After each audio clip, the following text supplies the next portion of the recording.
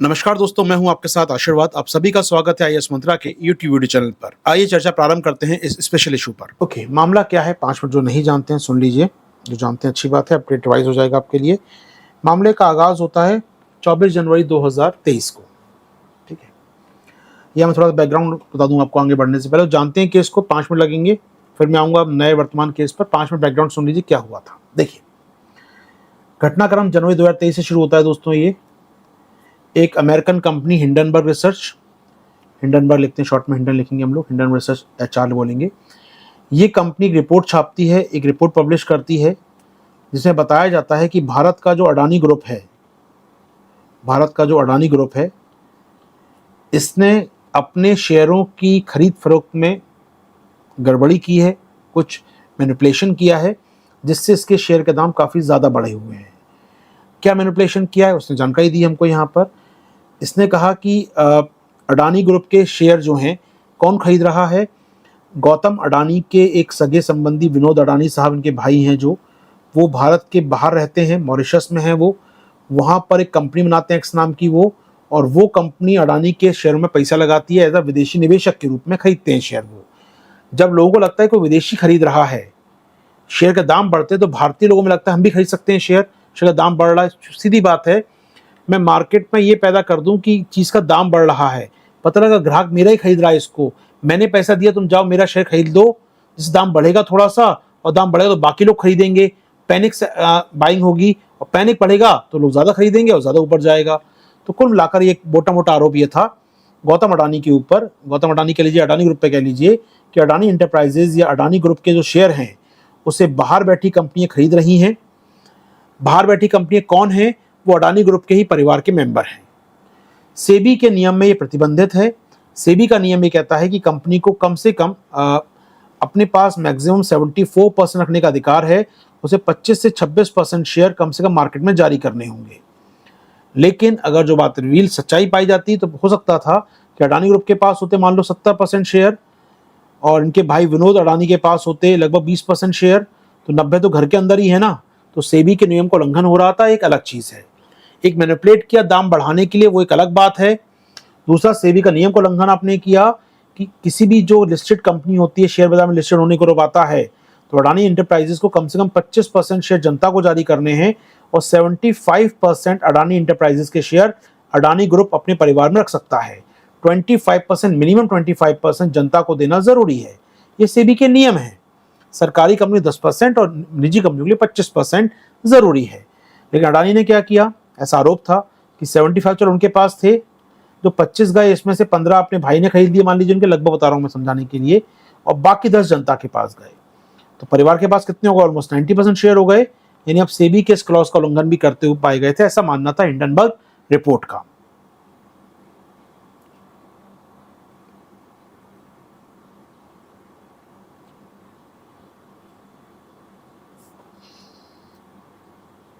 ठीक है, अब आते हैं लोग, हम आगे बढ़े हम यहाँ से। तो ये आरोप जब लगा, तो अब चूंकि डॉक्यूमेंट या अडानी हिंडन ग्रुप रिसर्च जो कंपनी है, इसने डॉक्यूमेंट दिए कि हमारे पास कागज़ हैं दिखाने के लिए, कई रिपोर्ट जारी की इन्होंने, यहाँ पर ट्रांजेक्शन दिखाए यहाँ पर। लेकिन जो आरोप लग रहा था, कंपनी बाहर की थी, देश के बाहर की कंपनी थी, यानी अडानी साहब की मॉरिशस की कंपनी थी, उन पर अडानी पर बाहर की कंपनी थी। आरोप लगाने वाला बाहर का है।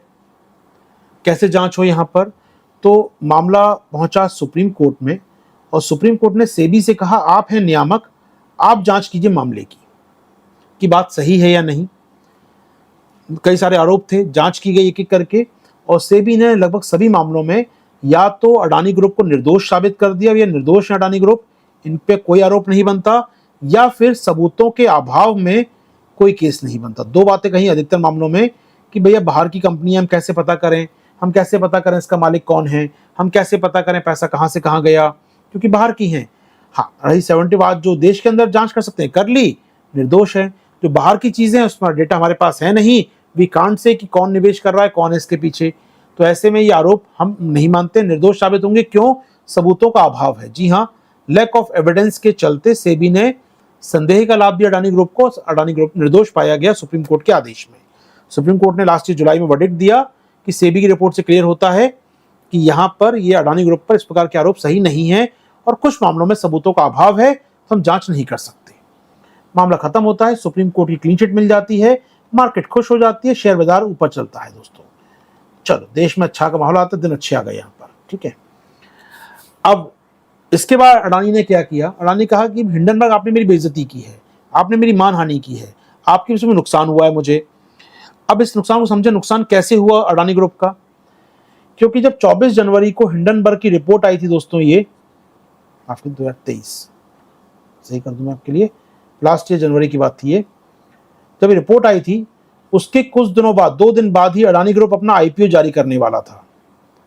आईपीओ मतलब एफपीओ कह सकते हैं, एफपीओ जारी मतलब शेयर जारी कर रहा था अडानी ग्रुप। अगर प्राइस हाई चलता तो उसका प्राइस महंगे बिकता, शेयर या एफपीओ महंगे में जाता दोस्तों। Follow on public offer, follow on public offer FPO, अगर दाम अच्छा चलता, मार्केट अच्छी रिस्पॉन्स करती तो उसको पैसा मिलता बहुत ज्यादा, लोग खरीदते शेयर, हाथों हाथ इसका महंगा खरीदते। लेकिन जैसे हिंडनबर्ग रिपोर्ट आई, करप्शन की बात आई, इसका शेयर का दाम, लोगों ने खरीदना सोचा, क्या खरीदना यार, क्या करें खरीद के, नेगेटिव सेंटीमेंट आ गया, अडानी नहीं खरीदो यार, खरीदोगे तो फंस जाओगे। लोगों ने इसके आईपीओ की मांग को कम कर दिया, तो इस कंपनी ने अपना आईपीओ जारी किया ही नहीं, एफपीओ जारी किया ही नहीं। तो इसको मानना है कि अगर लोग खरीदते, पैसा देते अडानी ग्रुप को ना, और लेकिन ऐसा नहीं हुआ, ऐसा नहीं हुआ, तो अडानी को नुकसान हो गया कुल मिला के जेब से यहाँ पर। तो अडानी ग्रुप को नुकसान हुआ पैसे का, उनकी इमेज चार्जर, उनकी इमेज को नुकसान हुआ कहीं ना कहीं, एक प्रकार से कहा जाए तो इमेज, छवि खराब हुई इनकी, कोई बात नहीं। उन्होंने लगा दिया मानहानि का केस दोस्तों, मानहानि केस इंडिया के अंदर भी और अमेरिका के अंदर हिंडनबर्ग रिसर्च पर, कि आपने हमारा मानहानि किया है। चलो, हिंडनबर्ग ने कहा अगर कोर्ट में केस होगा तो हम बता देंगे आकर कि हमारे पास डॉक्यूमेंट है, हमने कहा था, सच कहा था। अब मामला खत्म नहीं हुआ, मतलब अडानी साहब ने केस करने की बात कही तो हिंडनबर्ग, एक रिपोर्ट और ले लो मुझसे आप। तो अभी कुछ दिनों पहले दोस्तों, 2 दिन पहले, हिंडनबर्ग रिसर्च की एक रिपोर्ट और आती है। इस रिपोर्ट में दावा किया गया है, इस रिपोर्ट में दावा किया गया है कि जो सेबी चीफ हैं, मिस बुच की बात करें हम लोग यहाँ पर, तो मैम जो है मनोरमा बुच की बात करें, इनका सेबी का चीफ बनने से पहले इनकी कंपनी थी सिंगापुर में, वो कंपनी थी सिंगापुर में, कंसल्टेंसी फर्म, एडवाइजरी फर्म थी वो, ठीक है। इसकी शेयर होल्डर इनके पास है, मालिकाना हक इनके पास है, और ये कंपनी पैसा लगवाती है या गाइड करती है लोगों को कहां निवेश करें, अडानी ग्रुप में पैसा लगवाती है, ऐसा कह सकते हैं आप। ऐसा आरोप लगाया गया, अडानी इंटरप्राइज से संबंध है इसका, ठीक है। ये सेबी चीफ बनने से पहले की थी इनकी, कोई समस्या नहीं, चीफ बनने से पहले आप संबंध रखो, कोई इशू नहीं किसी को। यहाँ पर चीफ बनती हैं, ये सेबी चीफ बनती हैं लेडी, ये अपनी कंपनी का मालिकाना हक ट्रांसफर कर देती हैं अपने हस्बैंड को, अपने पति को ट्रांसफर कर देती हैं कि भाई आप हो मालिक। यानी सेबी चीफ बनने के 14 दिन के अंदर ये अपनी सिंगापुर वाली फर्म को हैंडओवर कर देती हैं, अपने पति के नाम कर देती हैं सारे शेयर उसके, उनको मालिक बना देती हैं। ठीक बात है, काम तो तब भी कर रही है काम। और उसके बाद इनका कहना ये भी है कि मैंने अपने पति को दे दिए शेयर, और फिर अल्टीमेटली इस कंपनी ने काम करना बंद कर दिया। हालांकि कागजों पे है कंपनी ये, लेकिन ये कोई फंक्शन नहीं करती है, ये डिसफंक्शनल हो चुकी है कंपनी। कागजों पर है, बंद नहीं किया गया, लेकिन कागजों पर ही है केवल। मेरे पति भी इसमें कोई रोल प्ले नहीं करते हैं, कोई एक्टिविटी नहीं है इसके अंदर, ये इनका कहना है एक प्रकार से। तो पहले चीफ के हाथ में थी, फिर हस्बैंड को दी अपने, और फिर अभी कह रही है डिसफंक्शन हो चुकी कंपनी, ये ज्यादा कुछ काम नहीं करती है। चलो, अब यहां पर क्या होता है, अगर सेबी का चीफ मामले की जांच कर रहा है किसी एक अडानी इंटरप्राइज नाम की कंपनी के खिलाफ, और उसके पति की एक कंपनी एडवाइस करती है अडानी इंटरप्राइजेस को, या उसमें निवेश करती है, इनकी कंपनी निवेश करती है अडानी इंटरप्राइज के शेयर में, मतलब क्या होगा, आपके पति कमा रहे हैं इस कंपनी से, तो आपका डिसीजन मेकिंग निश्चित तौर पर अफेक्टेड होगा, कॉन्फ्लिक्ट ऑफ इंटरेस्ट होगा, हितों का टकराव होगा यहाँ पर। जी हाँ, तो सेबी चीफ को जानकारी देनी चाहिए थी कि उनके कोई शेयर या उनके पति के कोई कंपनी के शेयर हैं जो अडानी ग्रुप से जुड़े हुए हैं। जांच शुरू करने से पहले उनको क्लियर कर देना चाहिए था, जनता को विश्वास मिलेगा कि मेरे पास शेयर हैं या मेरे हस्बैंड के पास इस कंपनी के शेयर हैं जिसके इंटरेस्ट अडानी के साथ जुड़े हुए हैं। आपने ऐसा नहीं किया, आपने जांच की और अडानी को निर्दोष माना, इस बात को छुपाया गया, ऐसा आरोप है। अब चूंकि आरोप है दोस्तों, तो कहीं ना कहीं सवाल उठता है फिर यहाँ पर, बताया क्यों नहीं कि हमारे नेता जो होते हैं, पॉलिटिशियन होते हैं, वो तो बताते हैं कि प्रॉपर्टी क्या है मेरे पास, क्या शेयर है मेरे पास, किस कंपनी का शेयर मेरे पास है, कहाँ जमीन है मेरी, कहाँ प्रॉपर्टी है मेरी, सब बताते हैं ना वो। ऐसे ही कहीं ना कहीं आप एक जांच अधिकारी हो, आपकी अगर प्रॉपर्टी कहीं से कॉन्फ्लिक्ट कर रही है तो आपको जांच पर बता देना चाहिए, अदरवाइज माना जाएगा कि आप करप्ट हैं यहाँ पर। जी हाँ, तो मामला इस बार सेबी चीफ का है। तो सेबी चीफ की इंटीग्रिटी की बात हो रही है। सेबी चीफ की एक बहुत बड़ा केस स्टडी बन सकता है दोस्तों इस साल में। मैं उम्मीद कर रहा हूँ एथिक्स पेपर में ये बड़ा केस स्टडी अपने आप में ये एथिक्स में से बनने वाला है। बात करूंगा इस पर, अलग से टॉपिक डिस्कस करूंगा मैं, एथिक्स की स्टडी कैसे बन सकती है। तो कॉन्फ्लिक्ट ऑफ इंटरेस्ट है दोस्तों यहाँ पर। चलिए, अब सेबी चीफ कह रही है भैया मेरी गलती नहीं है, मैं तो अपने हस्बैंड को दे चुकी थी और ये कंपनी 2 साल से डिसफंक्शनल पड़ी है। कागजों में तो थी, लेकिन मैडम कागजों में तो थी, आपने इसको बंद नहीं किया और पति के नाम ट्रांसफर किया आपने, यानी कहीं ना कॉन्फ्लिक्ट ऑफ इंटरेस्ट है, क्योंकि परिवार के किसी व्यक्ति के नाम पर ये कंपनी है, यानी आप ही के नाम पर एक प्रकार से आप परिवार की प्रॉपर्टी है। क्योंकि हमारे यहाँ, अगर मैं हिंदू उत्तराधिकार की, हिंदू प्रॉपर्टी एक्ट की बात करूँ तो कहीं ना कहीं हमारे यहाँ हिंदू परिवार फैमिली एक्ट लगेगा, कहीं ना कहीं प्रकार से फैमिली मानी जाएगी, एक प्रकार से ये आपकी आय पति की आय मिला के बात करेंगे हम लोग यहाँ पर, तो निश्चित तौर पे कॉन्फ्लिक्ट ऑफ इंटरेस्ट पैदा होता है। चलिए, यहाँ तक जांच का विषय है, जांच होती रहेगी, लेकिन मेरे लिए पर्सनल, मेरे लिए कुछ बातें बड़ी इंटरेस्टिंग है यहाँ पर। मुझे याद है निर्मला सीतारमण, निर्मला ताई पे आते हैं एक बार हम लोग। निर्मला ताई की बात याद है मुझे, जब सेबी का केस हुआ था लास्ट ईयर 2023 में, अडानी का केस हुआ था, संसद में काफी हंगामा हुआ था उस समय। विपक्षी पार्टी बहुत हंगामा कर रही थी कि निर्मला सीतारमण बताएं और ये करें वो करें, स्टेटमेंट दें। काफी हंगामे के बाद निर्मला जी ने स्टेटमेंट दिया था। ठीक है, निर्मला जी ने कहा कि हाँ, एक कंपनी पर जांच की बात आई है, उस पर जांच हो रही है और सेबी जांच कर रही है। ठीक है, चूंकि वो कंपनी कॉर्पोरेट है, वो निजी कंपनी है और उस पर हमें कुछ भी नहीं कहना है, कोर्ट देखेगा मामला। ये प्राइवेट कंपनी है, कॉर्पोरेट है, हमारा कोई मतलब नहीं है, इससे हम कुछ नहीं कहेंगे कि क्या जांच होनी चाहिए नहीं होनी चाहिए, सेबी क्या करेगा नहीं करेगा। एक कंपनी ने धोखा दिया, नियामक बैठा है, वो जांच करेगा, हो गई बात खत्म यहाँ पर। तो यहाँ पर निर्मला जी अपना पल्ला झाड़ लेती है, मुझे नहीं मालूम है, प्राइवेट कंपनी कर रही है तो मुझसे क्या पूछ रहे हो, रेगुलेटर से पूछो, सेबी से पूछो जाके, मुझसे क्या पूछ रहे हो। हाँ, सरकारी कंपनी करप्ट होती तो हम मुझसे पूछते। ये बात है फरवरी 2023 की दोस्तों। निर्मला जी का स्टेटमेंट मुझे याद है, उन्होंने कहा था कि ये प्राइवेट कॉर्पोरेट है और हम इसमें कुछ नहीं कर सकते हैं, जो जांच करेगा वो रेगुलेटर करेगा। ठीक बात है। आज आपके रेगुलेटर पर ही सवाल है, जिसका अपॉइंटमेंट आपकी सहमति से ही होता है। जी हाँ, आज आपके रेगुलेटर पर सवाल है तो आपको जवाब देने की बनती है। आप बताइए कि अब कहाँ गलती है। अभी कॉर्पोरेट की बात नहीं है, अडानी ग्रुप की बात नहीं है, बात है आपके रेगुलेटर के चीफ की, जो एक कॉन्फ्लिक्ट ऑफ इंटरेस्ट से निर्णय कर रहा था। हमने अपनी न्यायपालिका में देखा है यार, मुझे आज भी याद है, बहुत फेमस केस था, अंबानी ग्रुप का एक केस था दोस्तों, अंबानी ग्रुप का एक केस था, रिलायंस इंडस्ट्रीज का केस था एक फेमस। सुनवाई कर रहे थे जज साहब अंबानी ग्रुप की गैस के बारे में। सरकार से विवाद हो गया था, केजी बेसिन में गैस का विवाद हो गया था सरकार से रिलायंस ग्रुप का, बनाम ONGC विवाद था कुछ उनका। उसमें जज साहब सुनवाई कर रहे थे, तो जज साहब ने सुनवाई शुरू करने से पहले कह दिया था, मैं इस केस से हट रहा हूं क्योंकि मेरी बेटी या उनके परिवार की एक सदस्य रिलायंस में नौकरी करती है। ये होती है इंटीग्रिटी यार, ये होती है आपकी कहीं ना कहीं सच्चाई की आप क्लियर कर दें यहाँ पर। क्या सेबी चीफ ने ऐसा किया? हम एग्जाम्पल सेट करते हैं, अच्छे एग्जाम्पल भी देखते हैं, तो यहाँ पर बुरा एग्जाम्पल भी देखें कहीं ना कहीं, जिस प्रकार सेबी चीफ ने अपने आप को छुपाए रखा इस बात से, और फिर सरकार कुछ नहीं बोल रही है। अब भी यहाँ पर सरकार बोल सकती है प्राइवेट मैटर है ये।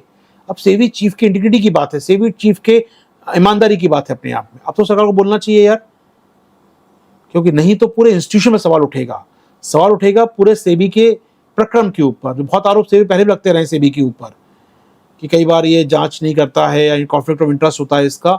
अब तो आपके रेगुलेटर पे सवाल उठ रहे हैं, आपके चीफ पे सवाल उठ रहे हैं। अब तो बोलना चाहिए, यहाँ पर सरकार को जवाब देना चाहिए, इस पर लगता है हमें। ओके दोस्तों, सुन लीजिए, फटाफट देख लें, स्कैन कर लें इस आर्टिकल को हम लोग यहाँ पर। तो न्यूयॉर्क का जो हिंडनबर्ग रिसर्च है दोस्तों, उसने कहा है कि सेबी द्वारा, जो सेबी की चीफ हैं, अडानी समूह की अंदरूनी व्यापार और उल्लंघन की जांच में हितों का टकराव हो रहा है और ऑफकोर्स कहीं ना कहीं अनड्यू इन्फ्लुएंस किया। यानी अनड्यू इन्फ्लुएंस क्यों? क्योंकि मेरे पति की कंपनी निवेश कर रही है। और हितों का टकराव क्यों? क्योंकि कहीं ना कहीं आप एक कॉमन प्लेटफॉर्म के तहत शेयर कर रहे थे। जी हाँ दोस्तों, तो हिंडनबर्ग रिसर्च क्या है बताने की आवश्यकता मुझे नहीं है यहाँ पर। ठीक है, आरोप क्या है दोस्तों? इन पे आरोप लगाया है कि सेबी की जांच में कथित हितों का टकराव। जी हाँ, जब सेबी ने इन्वेस्टिगेशन की, कॉन्फ्लिक्ट ऑफ इंटरेस्ट हुआ। यहाँ पर माधवीपुरी बुच, उनके पति शामिल हैं। इसमें पहली बात तो यही है कि छुपे हुए हिस्से। जी हाँ, जो इनकी कंपनी है, जो इनके बुच हैं, इनकी कंपनी है, इनके फंड हैं, छुपे हुए पैसा लगा रखा है इनके पास, मिस वो जो सेबी चीफ है, इनके खुद के फंड्स रखे हैं, पैसा रखा है इनके पास बाहर, और वो पैसा लगा अडानी ग्रुप के अंदर। ठीक है दोस्तों, पहली बात तो ये है। दूसरा आरोप ये है कि अगर हम देखें यहाँ पर परामर्श फर्म, जी हाँ, सेबी की चीफ की अपनी कंपनी अगोरा पार्टनर्स जो स्थापना की थी, सेबी चीफ बनने से पहले स्थापना की थी इन्होंने एक, और कहीं ना कहीं अगोरा पार्टनर्स के अब इसके मालिक इसके हस्बैंड हैं, और कहीं ना कहीं ये कोड ऑफ कंडक्ट का वायलेशन है अपने आप में सेबी का, कि आपकी कंपनी जांच कर रही है जिस मामले की, उसमें अभी कंपनी का निवेश है। तो कहीं ना कहीं सिंगापुर इकाई जो है इसकी 100% मालिक माधवी बुश थी, उसके उनके पति बन गए। हितों का टकराव है। तो दो चीज़ें हैं, अनड्यू इन्फ्लुएंस, यानी आपने पैसा लगा रखा है उसी कंपनी में, और आपकी कंपनी, आपके पास एक कंपनी जो अडानी से जुड़ी है। तो अल्टीमेटली दो आरोप दिखते हैं यहाँ पर। माधवी बुश की सफाई आ गई कि भाई हमारी गलती नहीं है इसके अंदर, हम पहले क्लियर कर चुके हैं सारी बातों को।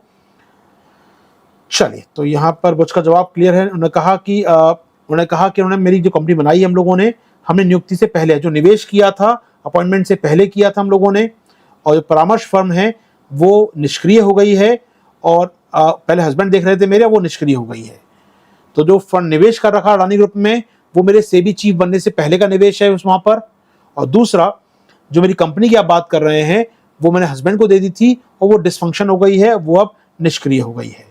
ये माधवी बुश की सफाई है। यहाँ पर सफाई पचने की स्थिति में नहीं है दोस्तों यहाँ पर कहीं ना कहीं। ठीक है, तो यहाँ पर इंपॉर्टेंट बात राइटर जो उठा रहा है, यहाँ पर सेबी ने हिंडनबर्ग को काम बताओ नोटिस जारी किया है, लेकिन जो हिंडनबर्ग ने आरोप लगाए हैं उस पर कोई सफाई और सेबी ने नहीं दी। मैडम ने आगे सफाई दे दी अपनी कि ऐसा नहीं है, लेकिन सेबी की सफाई, सरकार की सफाई आनी चाहिए, वो नहीं आई है दोस्तों यहाँ पर। ठीक है दोस्तों, तो अल्टीमेट निष्कर्ष वही है, हितों का टकराव है और प्रभाव का दावा है। दो चीज़ें बहुत इंपॉर्टेंट है अपने आप में।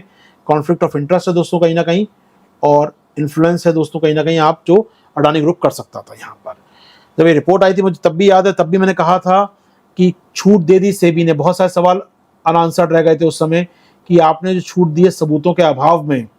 आप ये बोल रहे हैं जनाब हमारे पास सबूत नहीं है, वो व्यक्ति करप्ट हो सकता है। मेरे पास सबूत नहीं है इस बात के, आप कैसे बोल सकते हैं इंडिया में यार। जी हाँ, तो निश्चित तौर पर सही सवाल और बचे हुए हैं भी। अब सरकार को आगे आना चाहिए, सेबी का डिफेंड करे, सेबी को सस्पेंड करे, या सेबी चीफ को सस्पेंड करे, सरकार के हाथों में है। सरकार को सच्चाई सामने रखनी चाहिए जो उसको सरकार को जानकारी है।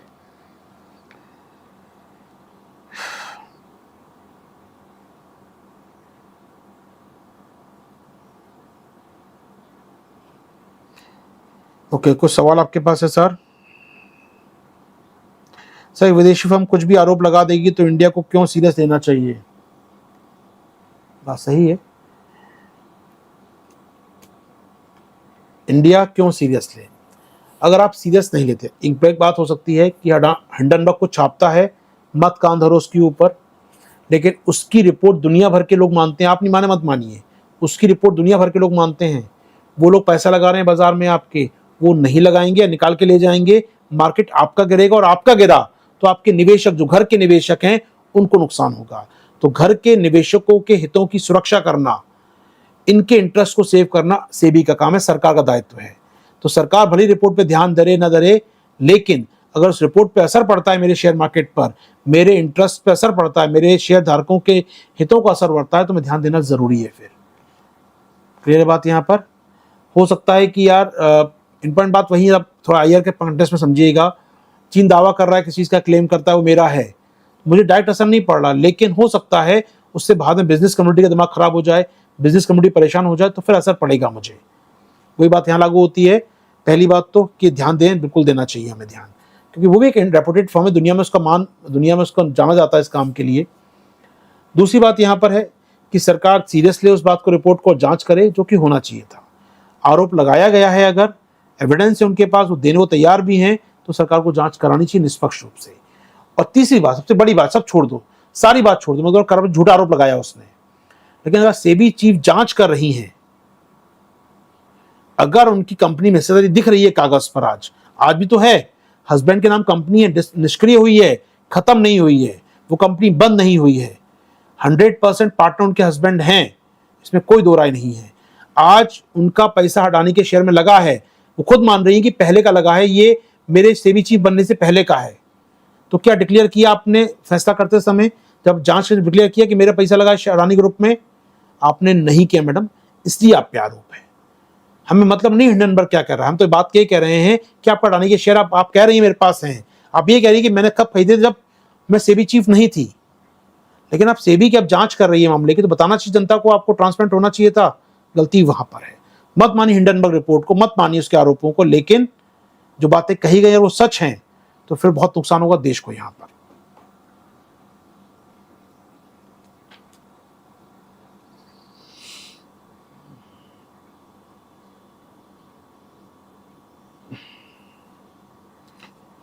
सर ये कांग्रेसी रिपोर्ट है इनडायरेक्ट रूप से, बहुत बढ़िया यार, हो सकती है कांग्रेसी रिपोर्ट, सरकार प्रूव करे ना। गृह मंत्रालय करता क्या है, मतलब मुझे समझ में नहीं आता। मतलब ना ये मैं सरकार को देखता हूँ कई बार कि ये कांग्रेसी है, ये रिपोर्ट ऐसी है, सरकार कर क्या रही है फिर देश में? अगर मैं जानता हूं तुम कल्प्रिट हो, तुम दोषी हो, तुम आरोपी हो, उठा के जेल में डालो ना यार। आरोप लगाने सरकार आरोप नहीं लगाती, सरकार जांच करती है। कई बार मैं सुनता हूं कि यार वो राहुल गांधी वो चाइनीज दूतावास के अगर वो मिल रही है, वो षड्यंत्र रच रहे हैं भारत के खिलाफ। शर्म करो यार, तुम मंत्री हो, तुम देश के, तुम ये बोलते हो कि राहुल गांधी देश को बर्बाद कर रहा है चीनी नेताओं के साथ मिलकर, तो बर्बाद होने दोगे? तुम जांच नहीं करोगे इसकी, कोई एफआईआर नहीं करोगे, यहां पर कोई इन्वेस्टिगेशन नहीं करोगे मामले की, सिर्फ आरोप लगाओगे? शर्म करो, सरकार में हो तुम लोग यार। तो वहां गुस्सा आता है कि आप झूठे आरोप क्यों लगा रहे हो? फिर ये तो आरोप झूठे हैं आपके, बेबुनियाद आरोप हैं आपके पास। अगर ये आपको मालूम है कि ऐसा हुआ है तो जांच एजेंसी ढूंढ लेगी, कहीं ना कहीं से निष्कर्ष निकाल लेगी। कोई फुल प्रूफ तो जांच नहीं हुई, मीटिंग हुई होगी कभी। सरकार का काम आरोप लगाना कभी नहीं होता है। सरकार का काम होता है जांच करना। जैसे विपक्षी राज्यों में कोई रेप केस होता है, सरकार तुरंत पहुंच जाती है जांच करने, वैसे ही गलती हुई है तो जांच करो। जांच वहां नहीं करनी सरकार को, सिर्फ आरोप लगाना है कि हिंडनबर्ग इनका है। हिंडनबर्ग कांग्रेस से कोई संबंध तो होगा, कोई लिंक तो होगा बीच का, कोई पर्सन तो बैठा होगा, एक्स व्यक्ति। क्यों ढूंढ सकते उसको हम यार? इतना बड़ा तंत्र हमारे पास है। तो हमें सोचना वो आरोप लगाने से पहले कि सरकार 1.5 साल तक लोगों को जेल में रखती है और एक केस पूर्ण नहीं कर पाती, वहां पर बेल देनी पड़ती है उनको वहां पर। तो सवाल उठता है कि सरकार कितना इफेक्टिवली काम करती है। तो सरकार का आरोप लगाना नहीं होना चाहिए, सरकार का जांच करना होना चाहिए। आरोप लगाता है मीडिया, आरोप लगाता है विपक्ष, क्योंकि उनके पास कोई सोर्स नहीं है जांच करने के। पुलिस उनकी सुनेगी नहीं, ईडी उनकी सुनेगी नहीं, सीबीआई उनकी सुने तो आरोप लगा सकते हैं केवल।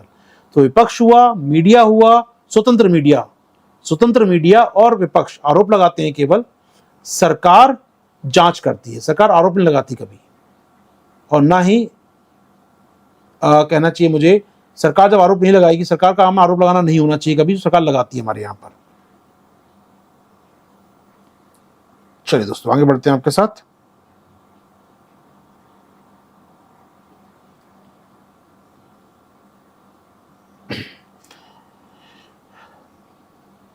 अब एक सोचिएगा बात, अडानी ग्रुप को चैलेंज किया हिंडनबर्ग ने। उन्होंने कहा सर आप केस कर दो अमेरिका मेरे खिलाफ, अमेरिका में लड़ने आ जाओ मुझसे। बड़ा इंटरेस्टिंग चैलेंज किया था हिंडनबर्ग ने खुलेआम कि सर एक काम करो, आप अमेरिका में लड़ने आ जाओ केस मुझसे, आप तो पैसे वाली पार्टी लड़ सकते हो केस अमेरिका में, आ जाओ लड़ते हैं अमेरिका में केस। अमेरिकी कानून में हिंडनबर्ग ने जो आरोप लगाए हैं, अडानी ग्रुप को दिखानी पड़ेंगी शीट खोल के, फिर अपनी वहां पर दिखाना पड़ेगा किसका पैसा लगा है कंपनी में आपको। तो अडानी ग्रुप थोड़ा चुप हो गया, नहीं यार अमेरिका जाएंगे केस खुल जाएगा पूरा, अमेरिका जज फाइल मांग लेगा पूरी। इंडिया में तो जज और सेबी, चलो सेबी तो जुड़ते रहते हैं अपने से, कहीं बाहर नहीं जाते हैं। अमेरिका में जांच पूरी हो जाएगी तुरंत। नहीं लगाया केस वहां पर इन्होंने, वहां कोई सॉर्ट फाइलिंग नहीं की केस की इन्होंने। तो जानते हैं हिंडनबर्ग यहाँ चाहता है केस करो अमेरिका मेरे ऊपर, आपको रखने पड़ेंगे डॉक्यूमेंट सामने, वो नहीं रख सकती कंपनी। सुप्रीम कोर्ट जांच कर लेगा, इंडिया में सेबी से कराएगा, सुप्रीम कोर्ट खुद तो करेगा नहीं, सेबी से कराएगा, सेबी तो अपना जानते हो कैसे काम करता है। तो निश्चित तौर पे आप समझ सकते हैं कि आरोप में सच्चाई हो ना हो मैटर नहीं करता। बात है अमेरिका में केस क्यों नहीं किया गया, आखिर क्यों अडानी ग्रुप हिंडनबर्ग के खिलाफ सॉल्ट एक्शन ले रहा है यहाँ पर? इसको मालूम है झूठ बोल रही है कंपनी, तो अगर ये हम जानते हैं, इसे हम बोलेंगे अमेरिका में जाके झूठ बोल रही है, अमेरिका का जज कहेगा लाइए अपने डॉक्यूमेंट दिखाइए हमको, जो ये आरोप लगा रहे दिखाइए डॉक्यूमेंट लाकर। अमेरिका की संधि है मॉरिशस से, मांग लिया जाएगा मॉरिशस से, दिखाओ डॉक्यूमेंट कौन है अडानी साहब की कंपनी कौन सी है, सामने आ जाएगा पूरा। तो छुपे हुए हैं लोग यहाँ पर। तो शॉर्ट सेलिंग ठीक है, वो कंपनी बिजनेस कर रही है, पैसा उसको भी कमाना है ना। मैं ये नहीं कह रहा हूँ कि ये दूध की धुली है, छोड़ो उसको, तो मैटर नहीं करता। मेरी मैटर करते हैं ये यार, 18 लाख करोड़ की कंपनी इंडिया में, कई लाख करोड़ों इसके शेयर धारक हैं, हमें इससे असर पड़ता है। कौन हिंडनबर्ग, कौन, छोड़ो यार सारी बातें, तुम सही हो क्या नहीं, बात ये करो।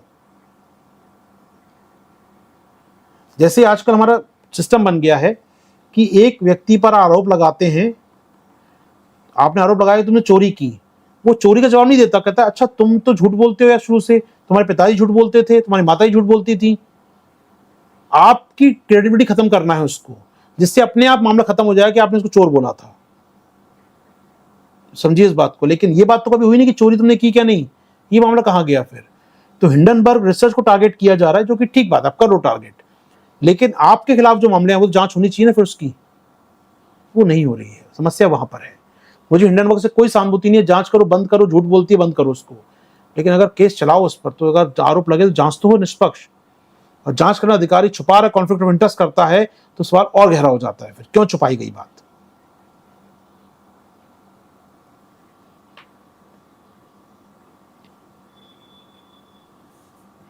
चलिए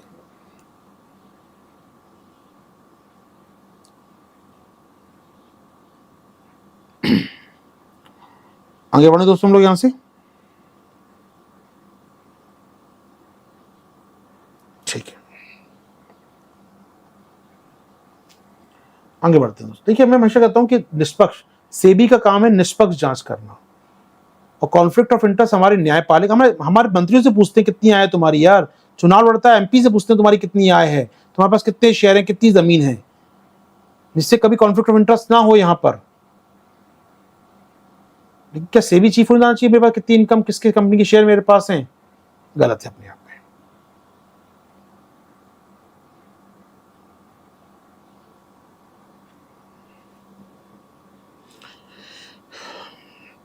चलो अब खत्म करो इस टॉपिक को दोस्तों। सब मेरे प्रश्न लीजिए, इस्लाम धर्म की संपत्तियों मैनेजमेंट के लिए वक्फ बोर्ड है, वैसे ही क्या हिंदू धर्म के दान आदि की संपत्तियों के लिए कोई रूल है? ट्रस्ट होते हैं ना, मंदिर ट्रस्ट होते हैं बेटा हमारे यहाँ पर, राम मंदिर ट्रस्ट है, तिरुपति देवस्थानम ट्रस्ट है, सबके अपने ट्रस्ट होते हैं, अपने में ट्रस्ट है, हर मंदिर के अपने, हर चैरिटी के बहुत ट्रस्ट हैं। तिरुपति का मंदिर देखिए आप, जितने हमारे मंदिर बड़े मंदिर हैं सबके अपने ट्रस्ट हैं, संभालते हैं मंदिर की प्रॉपर्टी को, वो है हमारे यहाँ पे, ऐसा नहीं है।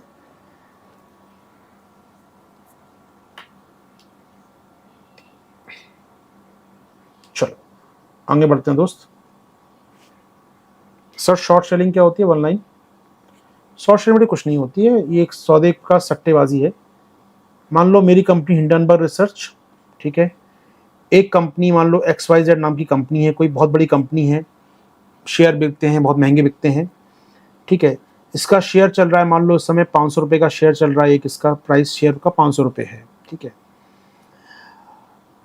अब मेरे पास कुछ ऐसी खुफिया जानकारी आती है, ऐसी कोई रिपोर्ट मेरे पास आती है, खुफिया जानकारी आती है कि इस कंपनी ने कुछ गड़बड़ी की है, कोई स्कैम किया है इस कंपनी ने, XYZ के स्कैम की जानकारी मालूम पड़ती है मुझे, इसके अंदर के सूत्रों से मालूम पड़ गई जानकारी, स्कैम किया है। जैसी रिपोर्ट पब्लिक में कल आएगी, जारी होगी, इसका शेयर 500 से कम होकर 200 या 300 रुपये रह जाएगा, ऐसा मानना है मेरा, अनुमान लगाता हूं मैं, शेयर कम हो जाएगा इसका, जैसी रिपोर्ट सामने आएगी, ठीक बात है। तो रिपोर्ट तो आएगी सामने, सच को छुपाना तो बेकार है, पैसे कमाने इसी चक्कर में हम लोग पैसे कैसे कमा सकते हैं।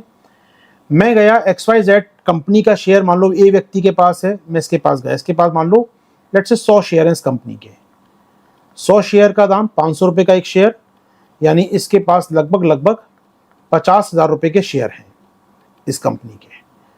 मैं इसके पास गया, सर आपका कितने शेयर हैं? 500 शेयर है ना, मुझे आप 2 दिन के लिए दे दो शेयर, ये मुझे आप 2 दिन के लिए शेयर दे दो, 500 शेयर, मैं आपको 2 दिन बाद लौटा दूंगा, उधार दे दो शेयर, 500 शेयर मैं 2 दिन बाद लौटा दूंगा आपको, 500 शेयर मैं लौटा दूंगा 2 दिन बाद आपको, ठीक है।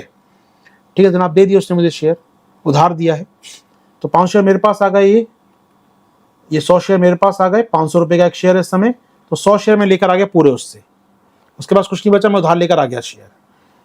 अब मैंने क्या किया, इन शेयरों को बेच दिया, ठीक है, तो 100 शेयर हैं मैंने बेच दिए, 500 रुपये का चल रहा है मार्केट में, रिपोर्ट पब्लिश हुई नहीं है ना अभी, तो कितने बिक गए मेरे शेयर? 50 रुपये जब में आ गए मेरी, तो मेरी इनकमिंग हो गई 50,000 रुपये की, इतना कमा लिया मैंने।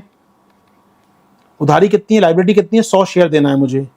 अब मैंने रिपोर्ट पब्लिश कर दी अगले दिन, ये दाम गिर के हो गया 200 रुपये शेयर का, हो गया 200 रुपये। अब मैंने फिर खरीद लिए 200 रुपये के शेयर, मार्केट से खरीद लिए 100 शेयर, 100 शेयर मैंने मार्केट से खरीद लिए, बेचे तो एक दिन पहले, फिर खरीद लिए। कितने के हो गए 100 शेयर? अब ये एक शेयर 200 रुपये का है तो कितने हो गए? 20,000 रुपये के हो गए शेयर। यानी मेरे 20,000 रुपये खर्च हो गए और 100 शेयर मेरे हाथ में है। तो 50,000 आए थे, 20,000 चले गए, 30,000 बच गए मेरे हाथ में साथ में, और 100 शेयर मेरे साथ में। वापस करें, 100 शेयर इससे उधार लिए थे मैंने, मेरे हाथ में आ गए 30,000 रुपये। ये है शॉर्ट सेलिंग। मैंने बिना कुछ किए 30,000 रुपये कमा लिए। कोई गलत नहीं है, आपके पास जानकारी है, आप रिवील कर सकते हैं। आप सहायता चैरिटी रिलीफ जारी कर दो, सबको घाटा होगा, कहीं मेरा फायदा हो जाए पहले, फिर घाटा होता रहे लोगों का, मुझे क्या करना। बिजनेस है, आप कर रहे हैं यहाँ पर फेयर तरीके से, तो आप 30,000 कमा लीजिए, बाकी फिर रिपोर्ट जारी कर दीजिए आराम से। तो ये काम होता है दोस्तों शॉर्ट सेलिंग का। ठीक है, समझ आ गया आपको? तो जो बेचारा ए व्यक्ति था जिसका शेयर 100 शेयर लिए थे आपने, 500 रुपये का उसके पास शेयर था, अब जब 100 शेयर वापस मिलेंगे उसको, 100 शेयर वापस मिलेंगे उसको, कितने का रह गया शेयर उसका? 200 का रह गया। यानी कल तक 50,000 के इसके पास प्रॉपर्टी थी, आज 20,000 की बची। आपने ए व्यक्ति को लूट लिया, आपने हिंडनबर्ग रिसर्च ने लूट लिया। 30,000 रुपये इसके पास किसके आए हैं? ये इसके तो आए 30,000 रुपये कम होकर। तो फिर एक मांडवाली कर लेते हैं, चलो एक काम करो, 10,000 रुपये मेरे रख लो आप, मैं देता हूँ 10,000 रुपये, 20,000 मेरे छोड़ दो मेरे पास। अब इसका घाटा तो 30,000 का हो रहा था, 20,000 का रह गया घाटा। चलो घाटा कम हुआ कम से कम, वैसे रिपोर्ट आती तो घाटा तो 30,000 का होता ही था, 10,000 तो मिले कम से कम, चलो कुछ तो मिला, तो इस चुप हो जाते हैं। तो ये एक सेटिंग होती है इनके बीच में दोस्तों, यहाँ पर हिंडनबर्ग रिसर्च और इस पर शॉर्ट सेलिंग में दोस्तों। तो दोस्तों कैसा लगा ये वीडियो आपको बताइए कमेंट बॉक्स में। आप ज्वाइन कर सकते हैं मेरे संग मेरी करंट अफेयर्स क्लासेस दोस्तों, जो उपलब्ध हैं जीएस विद आशीर्वाद ऐप के ऊपर, जहां डेली क्लास होती है और नोट्स प्राप्त होते हैं। इसके अतिरिक्त आप जुड़ सकते हैं ऐप पर हमारे पीटी और मेंस के विशेष कार्यक्रम पर। लॉग इन कीजिए हमारी ऐप पर। Thank you.